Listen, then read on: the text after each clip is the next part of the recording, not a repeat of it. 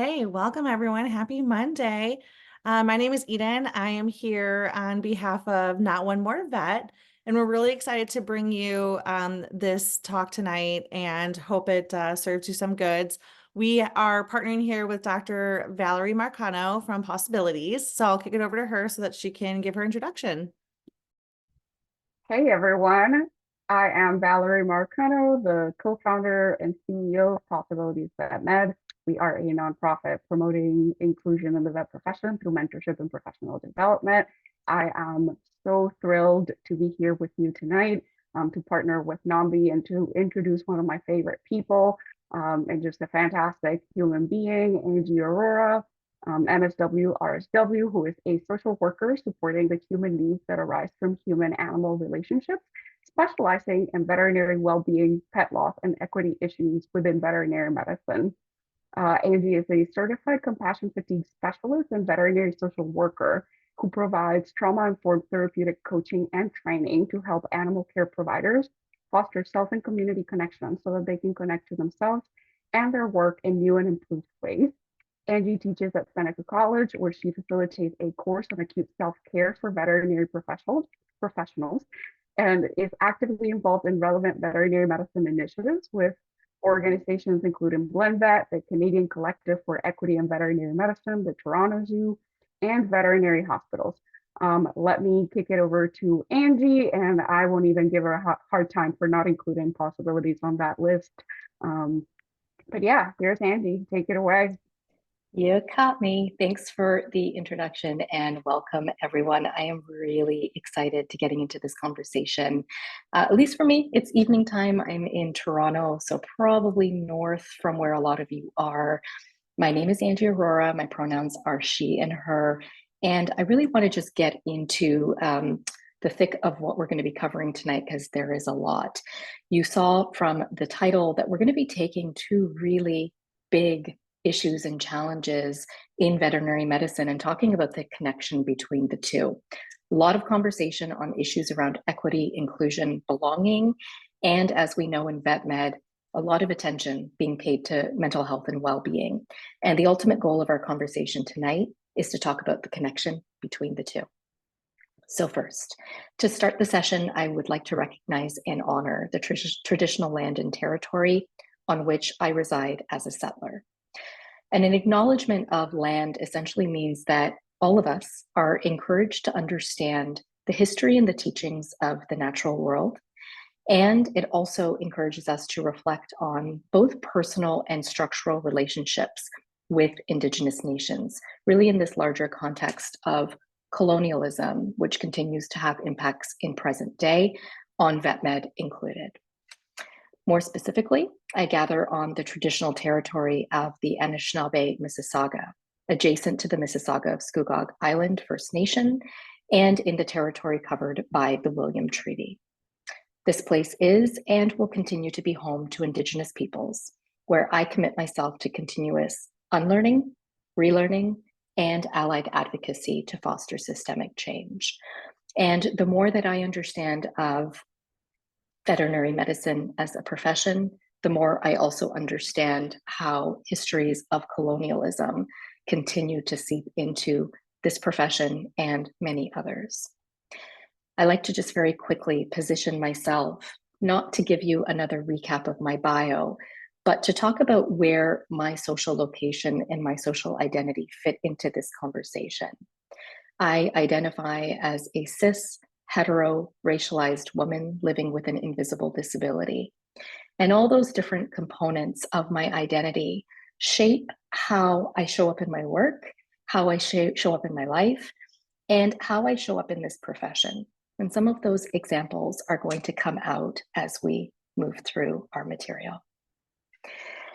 We have a few questions that we're going to try to answer over the next hour. Starting with the basics, why are we even having this conversation? Why are we talking about the interconnection between well-being and oppression? I'm not going to spend tons of time here, but a little bit just to kind of get our feet wet and get the context going. Then we're going to jump right into, well, this big concept of oppression and this lived experience of oppression, how does it actually affect people at work? And more specifically, what is the connection that we now know through research to be between oppression and my mental health and well-being? And then finally, as we wrap up our conversation, I'm going to start to plant some seeds on how do we start to take this awareness and begin to implement it in our work. Before I go any further, it's just important to note that the goal for the conversation tonight is not so much forward movement and action, but really setting the stage to understand the connection between equity, inclusion, and overall health and well-being. In the follow-up part 2 panel discussion of the webinar series, we're going to have an opportunity to dig a little bit deeper into forward movement, action, and change. And so as we are moving through the content, I would really encourage you, if questions are coming up, if you're having any insights that you feel you want to share, please do use the chat feature. And we're going to make sure that we have at least 5 minutes, if not a bit more, towards the end to go through them. So let's start with why this conversation and why now. I'm going to get us warmed up with a couple of polls. Let's get started with the first one. So the first question is really asking you, have you ever struggled at work because of? And you have the option to apply all that, or check off all that apply. Have you ever struggled at work because you had a rough night's sleep? Maybe because you experienced an argument with your partner? Maybe your work was impacted because you were hungry, or maybe your work was impacted because you were just worried about something generally in your personal life. Let's give you a moment to answer all that apply.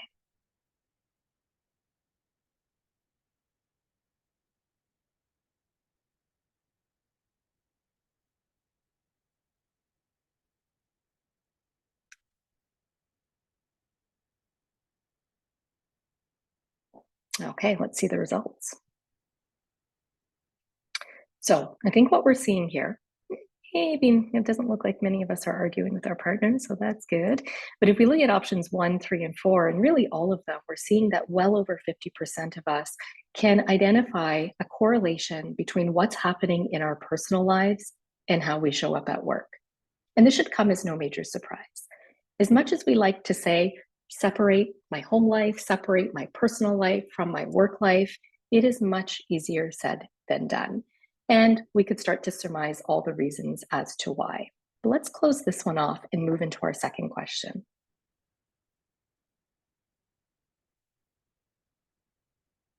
So if we can get the second poll going, please. Yes, give me just a second and I'll get that launched. No worries.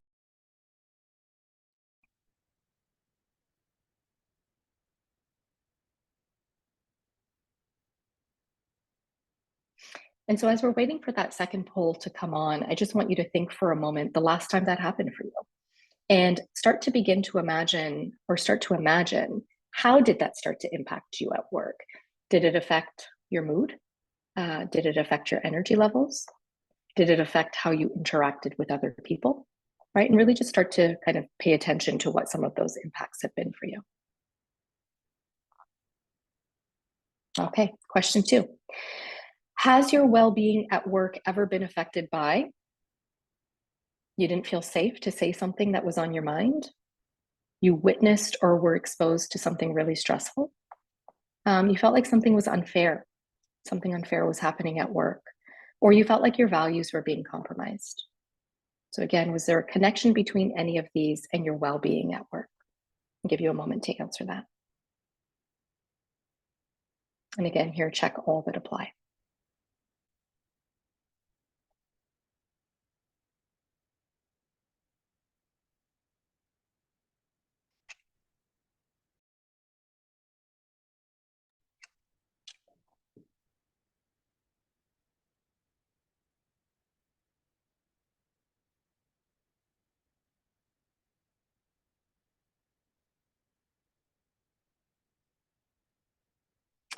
So again, what we're seeing here is the overwhelming majority of us see a connection between both stressors outside of work affecting us at work, stressors within the workplace affecting how we show up and affecting our well-being.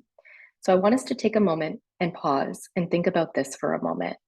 If we can pretty much all agree that what happens in my personal life and what happens at work directly impacts my well-being, it should be no stretch to then assume when things like discrimination, oppression, and trauma are occurring, whether that is outside of my job or at the job, both internally and externally, my mental health and well-being and the way that I show up at work is quite likely going to be affected. And so as we close out here, I really just want us to kind of sink into that, because sometimes the rhetoric and the language and the narrative we hear, especially when we're talking about things like oppression, is why are we talking about things like ableism and sexism and racism in veterinary medicine? What's the connection? I think we kind of just proved the point that when things are stressing us, when things are emotionally weighing on us, the impacts of that will be seen at work. We do not have to look very far other than what is currently happening in the world. And quite frankly, things like wars and genocides and collective trauma, things like the COVID-19 pandemic, when we see these mass traumas happening at a global level, I don't know how anyone remains untouched. We're going to do our best to try to set some boundaries so that we can show up at work the best we can. But to say that there is no connection, quite frankly, is false. When we are thinking about oppression, here what we are talking about are the systems of oppression. We're not just talking about individual acts between two people. We're talking about how things like patriarchal norms, racist norms, ableist norms, heterosexist norms get woven into how we show up and function in society. Our workplaces are a microcosm of the larger world. And so to think that these are conversations that need to be separate is really holding us back from understanding how mental health and well-being is being affected through things like oppression. And so for a moment, let's start to draw a connection between this sort of bigger way of looking at it and veterinary medicine. And what's the connection here between oppression? Well, let's stop and think about this one for a moment. The norms of human-animal relationships and how the roles/meaning of animals are understood. We, for many of us, are living in North America, where if we think about prior to colonization, what were the roles that animals played and continue to play for Indigenous communities? Probably looks really different than sort of more the Eurocentric norms. And again, we're not talking about bad and good here. We're just talking about different. The way in which animals, for example, have become domesticated, have shifted how we understand the nature of human-animal relationships and the roles of animals. The problem becomes when certain norms somehow become more valued than others, right? So let's go to another example, if it allows me. Okay. Perceptions of who deserves to have an animal. We see this come up a lot, even just in the example of poverty and socioeconomic status, right? There have been conversations about this recently within veterinary medicine on access to care. And what does access to care look like for folks who cannot afford veterinary treatment? Right? And are there underlying biases that are driving how I view a person and their animal? Maybe even so subconsciously that I don't even notice. When I walk by somebody who is precariously housed or is experiencing homelessness, is there, and I'm not saying this is you, I'm talking generally, is there a bias that just sort of naturally starts to creep in on, well, they shouldn't have an animal if they can't afford X, Y, Z? Right? So again, this is how oppression starts to weave into everyday life.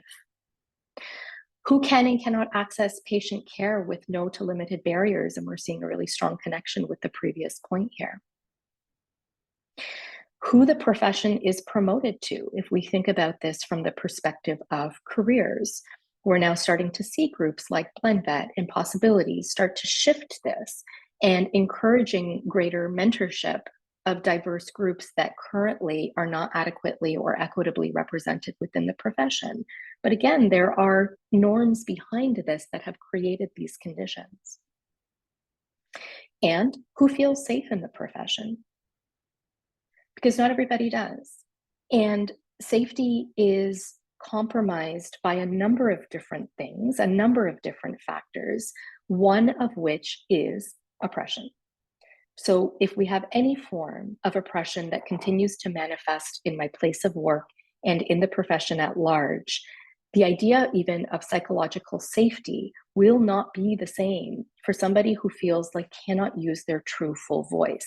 And we're going to come back to this one a little bit later. So here, just a gentle reminder, when we are talking about forms of oppression, we know that they are multifaceted and they often intersect.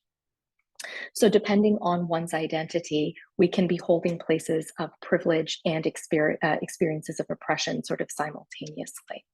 This is not about ranking which forms of oppression are worse. It is simply recognizing that depending on one's identity, the barriers that one might face will be different from another. The access to opportunities will be different for one compared to another.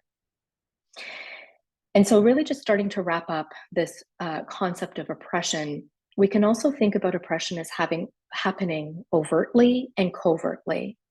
Overt, if you kind of think about it, when something is overt, it's much easier to see. It's much easier to name. It's much more sort of easier to say, oh yeah, that's discrimination. Oh yeah, that's oppression. And this would include things like oppressive remarks or slurs or jokes, when people's property is vandalized or destructed because of their identity. Maybe,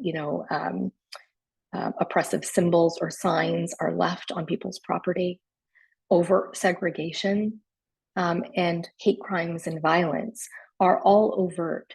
Those are quote unquote much easier to measure and we can see them.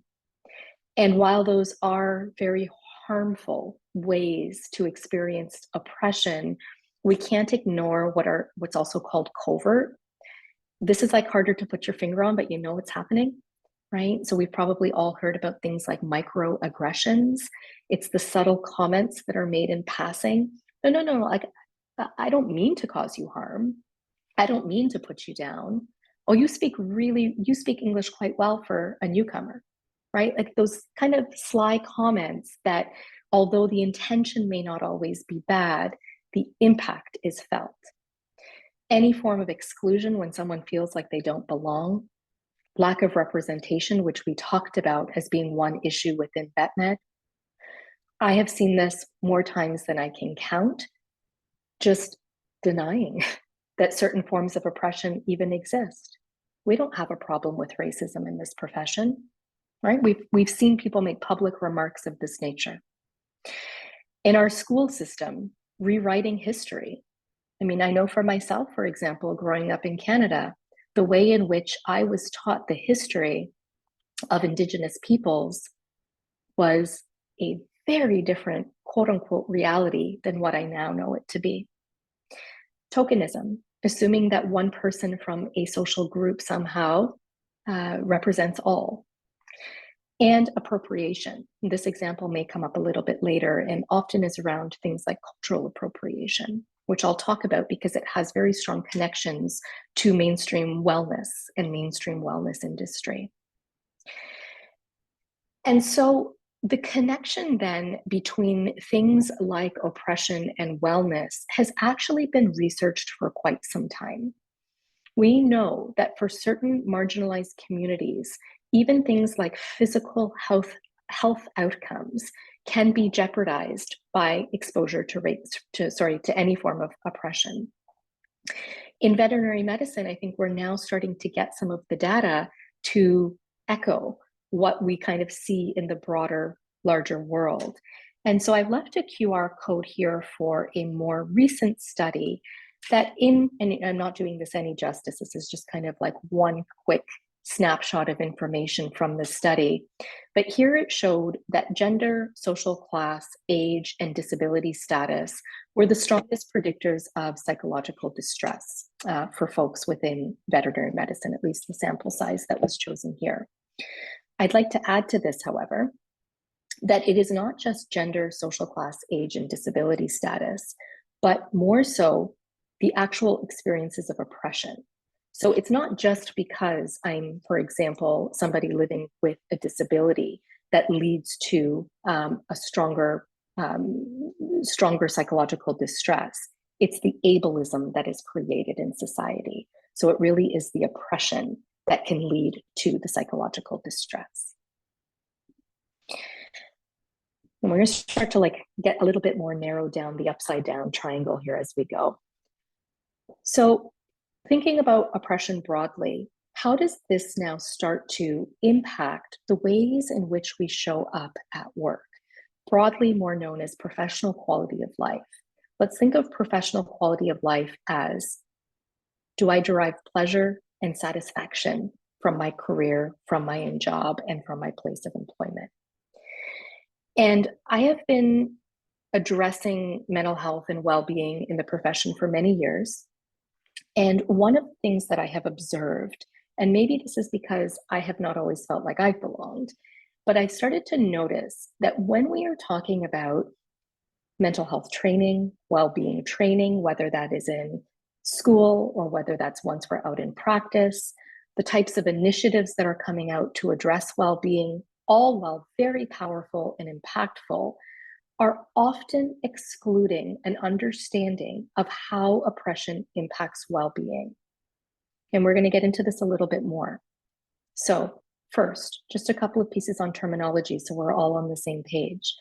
When we're talking about professional quality of life, the two major kind of ways of breaking this down are, one, this is the ideal, compassion, satisfaction.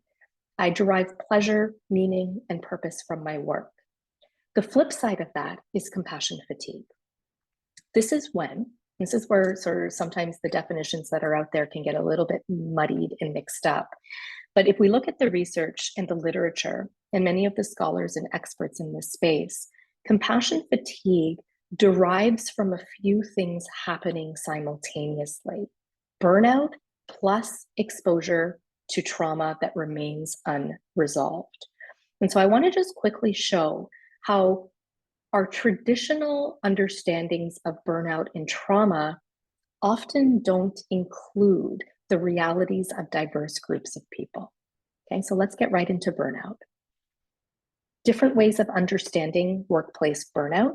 This is one model, which is called the areas of work-life model.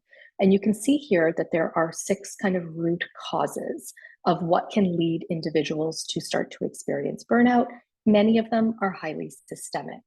Now, if we just were to pull apart, we're not going to go through all of them, but let's just even pull out a couple to see what happens when we use an equitable lens to understand it. Lack of fairness.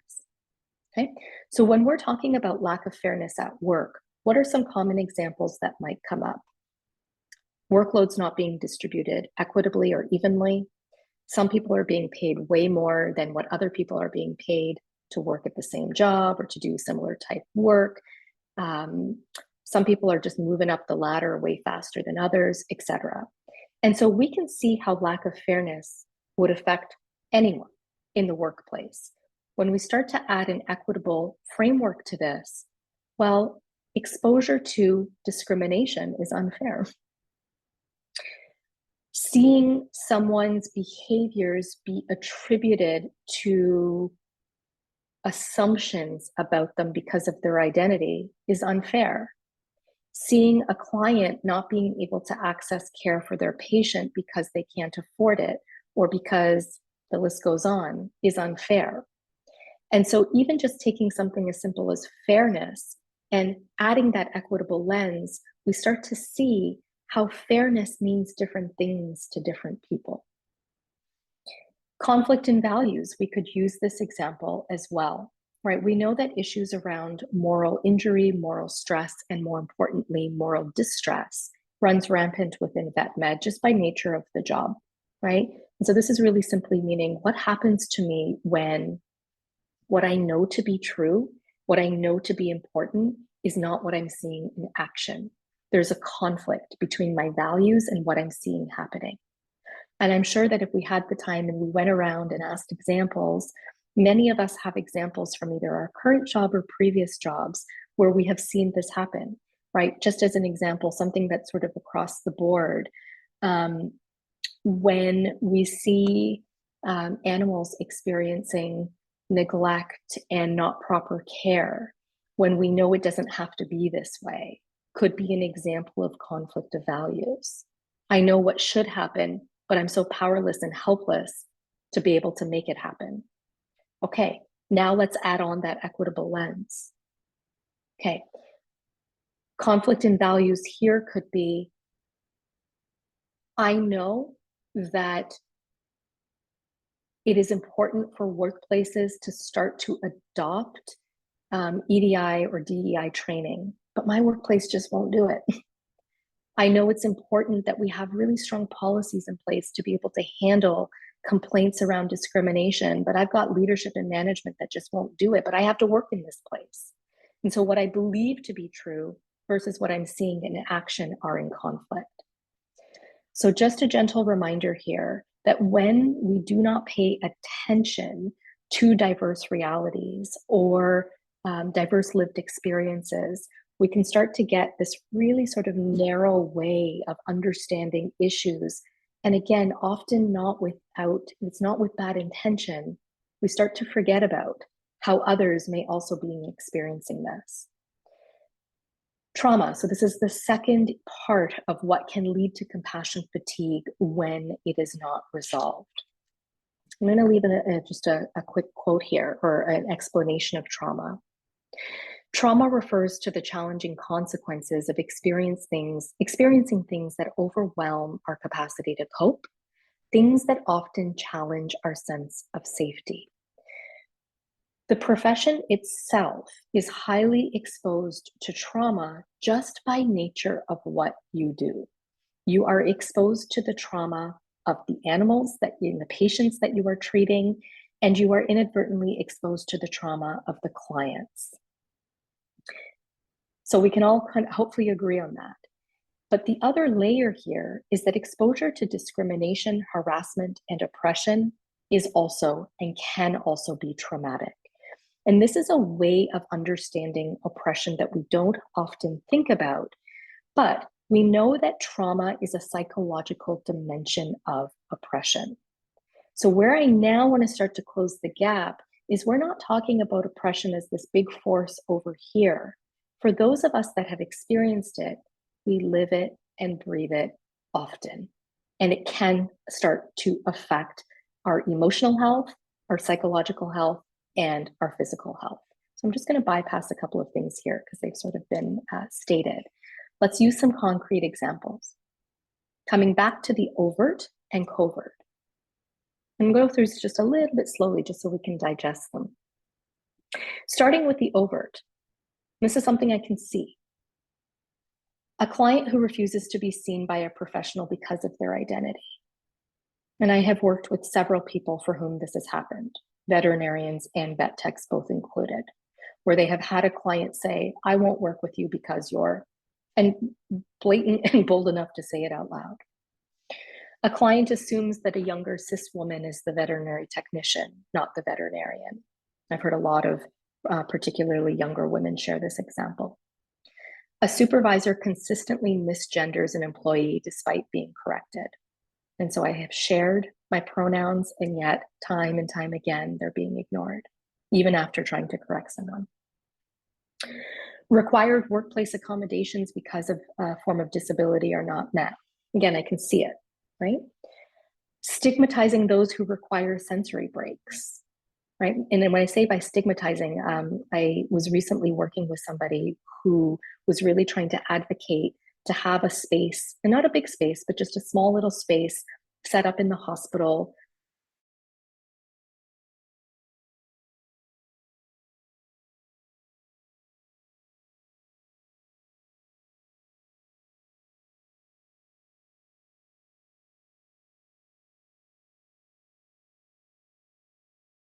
their needs being left at is not going to help. People surrendering their pets because of poverty. Okay, again, very overt form of oppression that we see in our everyday work. Right now, I'm doing some work with a shelter, and you can see how the mental health and well-being of the shelter employees is directly being impacted by this. So it's a structural bigger force, but as an individual employee, it still gets me, it still affects me. Moving on to some covert examples. A colleague anglicizes another colleague's name. What does this mean? I mean, I remember growing up with this, where I remember my mother coming home from work one day. It was one of her first jobs in the country, and she was still wearing her name tag, and her name tag said Sue. And I said, Mom, but your name's not Sue. Why does it say Sue? And her boss had essentially taken her Indian name and turned it into Sue because they didn't know how to say it. And this is what we mean by anglicizing. And while that might not sound like a big deal, that affects people's identity to their core, right?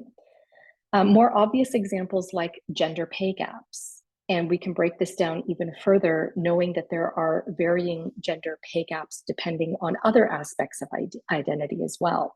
For example, if one is Indigenous and a woman, if one is racialized and a woman, we know that the pay gap becomes even bigger.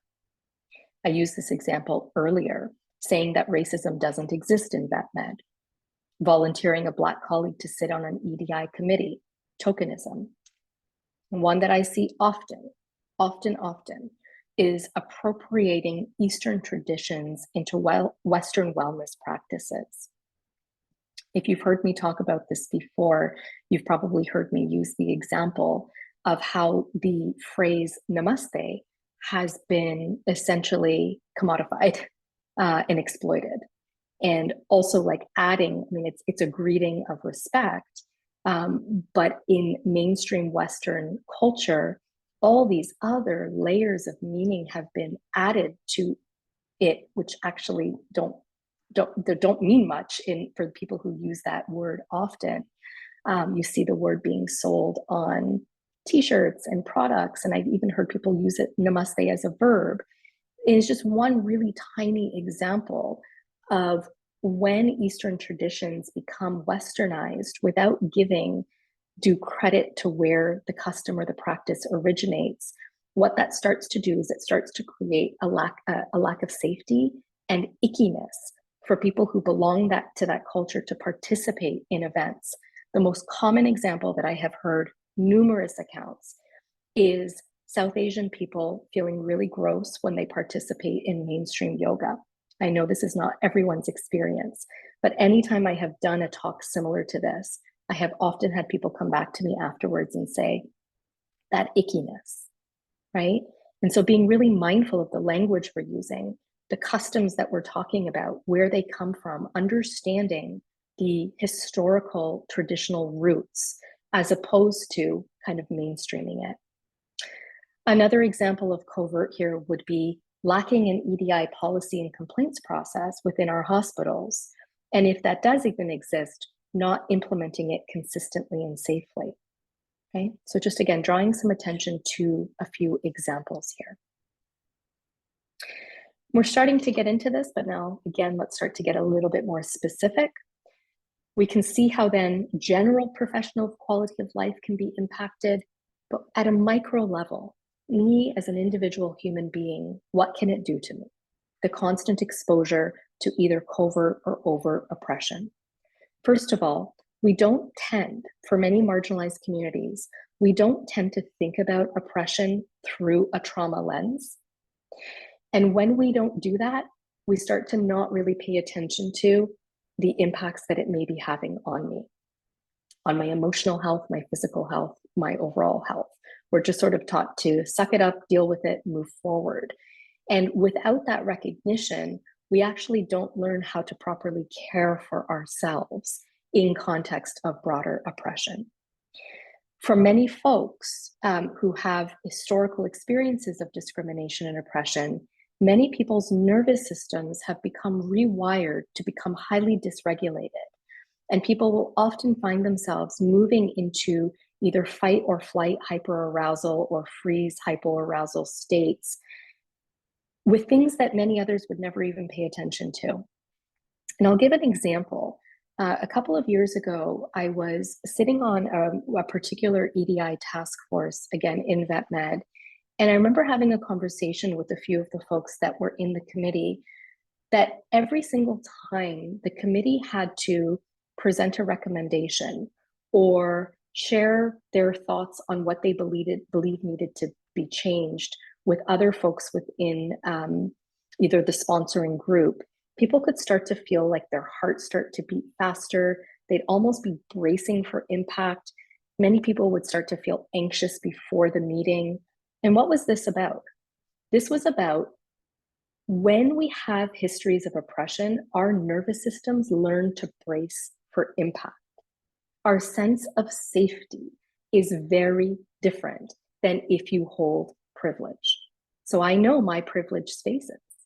I know the areas where my nervous system feels pretty safe because, the fact that I'm a cis hetero woman, there's a whole lot of stuff that I don't have to experience there. And so if I'm going to openly talk about my partner, that's really not something that I need to be worried about. I was coaching someone earlier on today who was sharing that she feels like there is a big part of her identity that she can't share at work. And that part of her identity being the fact that she's in a same-sex relationship, because she can hear the colleagues around her. She's heard a few people make very oppressive and discriminatory remarks. So again, what does that do? Like, her experiences there are very different than mine. But it is important to recognize that really strong connection between bracing for impact, not feeling safe, and then consequently, how chronic stress can start to build up in my body, which we're going to hopefully touch on in a few minutes. So I'm going to just kind of move forward at this point. And so here, building off of that piece of, if my nervous system is learning that it is not safe to bring my full self to work, if my nervous system is learning that this doesn't feel like a welcoming environment where I fully am represented and belong, the impact of that is going to be stress. And when left unmanaged, stress wreaks havoc on our bodies, right? From an emotional perspective, physical, cognitive, and even social. So if we're thinking about this emotionally, many of us learn to cope by essentially numbing our emotions to things when they occur, because otherwise it's just too painful to have to hold that all the time. Physically, when our nervous systems are activated and don't have an opportunity to kind of downshift or move back into our window of tolerance, that buildup of adrenaline, more specifically the cortisol in our bodies, can lead to chronic health issues. And this is becoming clearer in historical and newer research that when we're looking at health disparities for marginalized communities, we can see a very strong connection here to nervous system health. So for example, if we're talking about higher rates of diabetes for certain communities, higher rates of heart disease, we cannot separate that from oppression and the social conditions in which communities have been living in many instances for generations. We also know that there is research to suggest that trauma moves through generations, not just in how we parent and how we raise our children, but even genetically in our bodies. So there are really high stakes here on the connection between oppression and our overall health and well-being. We often talk about things like psychological safety in vet med, and it's great that we are, because until our environments don't feel safe to my whole being, I'm not going to be able to show up at work without the fear of making mistakes. And as soon as I start to feel like it's unsafe to make mistakes or speak my voice, there are so many consequences of that. I'm going to start to become way less motivated, and maybe some of you can relate to this at work. When you feel like your voice doesn't matter or it doesn't feel safe to speak your mind, you're going to start to enjoy your job less. Eventually, it will start to affect our job performance. Some research has started to come out to show the link between lack of psychological safety and making mistakes at work, the very thing that we're hoping psychological safety will prevent us from. And at a broader level, if I feel silenced and don't feel like I can speak up, then my place of employment is really losing out on certain new perspectives. So it's important that we're talking about psychological safety. In that same breath, however, are we understanding how psychological safety can also be impacted by discrimination and oppression? Last year, I was doing a talk, and it was around psychological safety. And I had somebody come up to me after, and she said, "This makes a whole lot of sense. And one of the reasons that I don't speak up at work is because the times where I have, and I have expressed any type of emotion, I've been labeled as the angry Black woman." Right? And so now for her, her voice starts to get silenced because she's already had feedback, whether that's at work or outside of work, that what she says is associated with really, really strong assumptions about her identity. So that's not safe. But in our conversations of psychological safety, are we talking about these nuanced experiences? Because if we're not, then our conversations on mental health and well-being, quite frankly, are excluding diverse realities. And that's where I think we are at right now, unfortunately, in the profession. We're not really getting that wholesome picture of how diverse groups are impacted at work. And so sort of moving into our last theme of the talk for tonight, I want to draw another connection here between the power between oppression and mental health and well-being. I'm going to share here a quote from Angela Davis, who we all know to be an incredible civil rights activist. "For a long time, activists did not necessarily think that it mattered to take care of themselves in terms of what they eat, their mental self-care, their cultural self-care, and spiritual self-care." And I wanted to shed a little bit of history here after I share this quote too. "Self-care wasn't viewed as a luxury, but a technique for self-empowerment to continue to fight social injustices." This quote is in direct correlation to the civil rights movement and the movement to fight for women's equity and equality. During both of those time periods, as women were trying to gain more rights, and we had Black Americans fighting for civil rights, something really powerful happened to our notion of self-care. I don't know if folks know this, but the idea of self-care as a term actually originated in the medical model.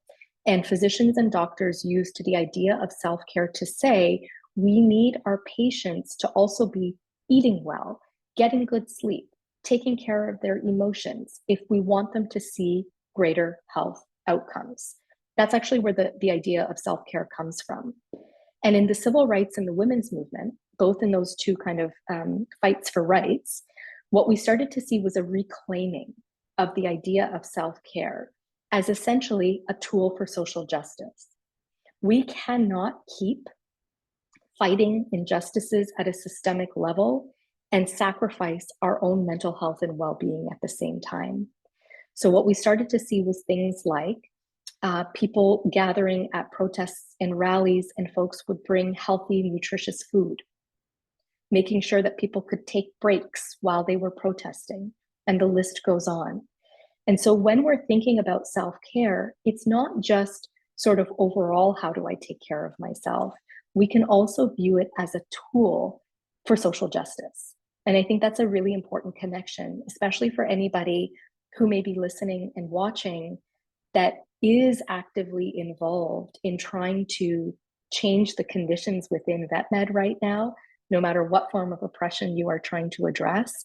Your self-care, your mental health and well-being obviously matters for you at an individual level, but it also matters so that we can keep up the fights that need to happen. And I'm just going to leave this here quickly, but I came across this recently and I wanted to share it because what we're starting to see in a lot of the kind of social justice movements right now is a coming back home to caring for self and caring for community. And there's a really, like, just a few really powerful reflective questions here, in case anybody wants to take a picture or come back to it later, that really get you to kind of come back inwards to see how we're taking care of this tool so that we can also continue to take care of others. And I mentioned the nervous system, so I'm going to sort of move through that quickly. But it wouldn't feel right for me to talk about this without at least leaving you with a few very concrete tools, which apply to everybody. But really, where I'm targeting this for is the people who are doing some of the amazing advocacy work in our profession. These are ways that I'm going to encourage you and invite you to kind of reconnect with self and community to make sure we're taking care of the vessel. I'm not going to have time to go through all of them, so just a few that I want to make mention of. Somatic experiencing and nervous system regulation. I cannot emphasize this enough, and this is a lot of what my private practice is focused on. Because trauma and oppression impact our nervous systems, many of us have learned how to disconnect from our bodies. An incredibly powerful tool for healing is to learn how to reconnect back with the sensations of the body. Learning when my body is moving into fight, flight, or freeze, and having tools at my disposal to be able to regulate my nervous system. That is what is going to prevent some of that chronic inflammation from living in my body, which is so important to self-preservation. I'm going to also add towards the end, connecting and mobilizing. Western mainstream sort of wellness initiatives will often focus on the individual. How, as a person, do I take care of myself? But what is important to note is that we actually heal in community. It is important for us to be maintaining healthy, positive relationships with the people in our lives, whether that is at work or outside of work. But having a community is such a strong buffer to compassion fatigue. And so one of the things that I have experienced personally, and I know that others have as well, for anyone that is involved as an ally in different groups within veterinary medicine, whether that's impacting issues of ableism, of sexism, of racism, of colonialism, you name it, the more we are able to sort of gather in groups to collectively advocate, there is also social connection that forms from that, and that is good for our health. So let's not take that for granted as well.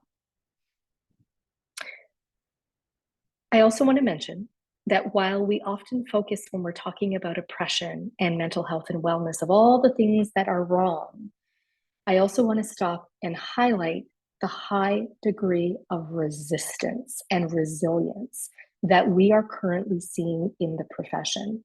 I mean, if I think about 10 years ago compared to today, the amount of groups that are pushing for change, whether it is on the Gender Identity Bill of Rights, whether it is having more conversations about how heterosexism and governmental policy impacts how we show up every day, whether it is around trying to institute greater standards and training around EDI.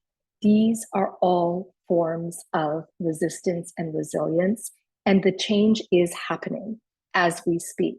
I know we may not necessarily be exactly where we want to, but the change is happening. And it is so important to recognize that as we are doing it, because as human beings, we don't just succumb to challenging things.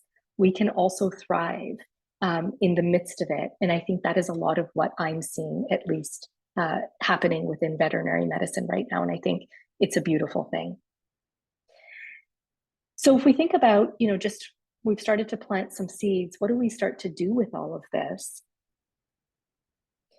I'm reminded of, and I'm not sure if this is going to land with everybody, here in Canada, there is a heavy focus on what is called truth and reconciliation with the harms that have occurred to Indigenous communities. We have, governmental investments into this idea of truth and reconciliation. If we think about those two words for a moment, truth and reconciliation, I want to bring that here. In order for us to reconcile harm that has occurred, we first have to acknowledge that the harm has taken place and that it exists. If we continue to operate thinking that veterinary medicine is somehow immune to the intersectional forms of oppression, any attempts to try to repair, I'm not quite sure what they're grounded in, right? And so we have to speak these truths out loud. So if we think of, for example, groups that have really creatively tried to showcase what oppression looks like within the profession, whether any form of oppression. And there's some examples that are going through my mind. Like, for example, several years ago, or a few years ago, MCVMA put out this brilliant video that shared firsthand the examples of racism that people within VetMed experience. That's part of acknowledging the harm. And we do have to spend some time there. I know it's tempting to always want to jump to action, but that action will not be informed until we understand and can acknowledge the reality of the extent to which discrimination and oppression is occurring within our workplaces and the profession as a whole. The repairing of the harm, this is not even an iota of of where we could go. I'm just kind of planting some ideas. At a very simple level, can we start to check in on each other? If I'm working with somebody whose community is currently in crisis, whose community is being harmed, let me just use my words and my actions to show them that I'm thinking about them. That goes a long way. It goes a long way to ensuring that people feel seen, heard, and understood, and valued and validated. And I think sometimes what can happen here is when an atrocity, a discrimination, an oppression, a trauma is happening to a community that I identify with, it is much easier for me to relate to that and feel it. And this is where allyship becomes important. Can I start to educate myself on things that I have not had to experience? Because the more I can educate myself on that, the greater or the easier it will be to generate empathy. Because if I don't have to see it, if I don't have to know it, then I don't have to think about it. But when I learn about it, it becomes much harder to pretend like I don't know. And so a lot of this is around the unlearning, relearning, and then doing something with my new awareness. I believe that we need to do a better job of ensuring safety for groups in our well-being initiatives, whether that's the language we're using, making sure we're not co-opting practices, ensuring that there is much greater visible representation of diverse groups leading veterinary wellness initiatives, because right now, quite frankly, they're not. They're not visibly very diverse. Creating safer workplaces, and I always say any work that your hospital or practice or organization does to address equity and inclusion and belonging will positively impact the mental health and well-being of everyone working within that practice. And so recognizing that the point of today was not to dig too deep into solutions, I'll just give us a gentle reminder that in a couple of weeks' time, we do have a follow-up. This will be more of a panel conversation where we will have the opportunity to talk about, okay, now what? Now what do we do with this? What do we do with this awareness of understanding the connection between the two? I'll leave us before I move into any comments or questions with one of my favorite quotes of all time from Mia Mingus, who is a disability justice advocate. And Mia says, if we are truly committed to ending oppression and violence, then we must be committed to each other. We must live out the simple truth that we need each other. We cannot do this work in isolation. In case anybody wants to continue the conversation or anything from this has kind of sparked within you that you want to talk about, I will leave you with my contact info.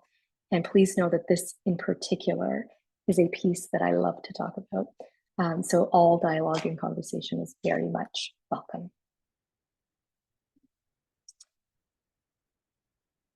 And that is the end. So, Eden, I'm not sure if you were going to jump on at this point or if I should. Yeah, thank you guys. Thank you so much. That was amazing. We want to open it up to questions. I know we only have a couple minutes left. There hasn't been any that have popped up in the chat yet now. So if anybody has any questions that they would like to ask, now would be a great time to kind of throw those our way.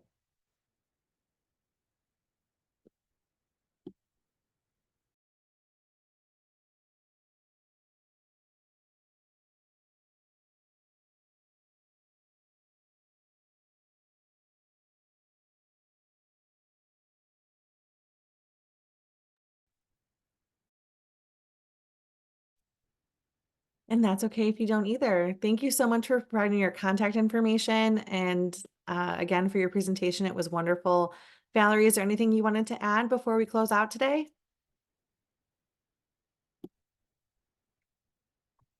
Not at all. Just thank you again, Angie. And oh, I guess just a reminder that we do have the follow-up panel coming up in a few weeks. Absolutely. Yes. Make sure to register for that. Thank you guys so much for your time tonight.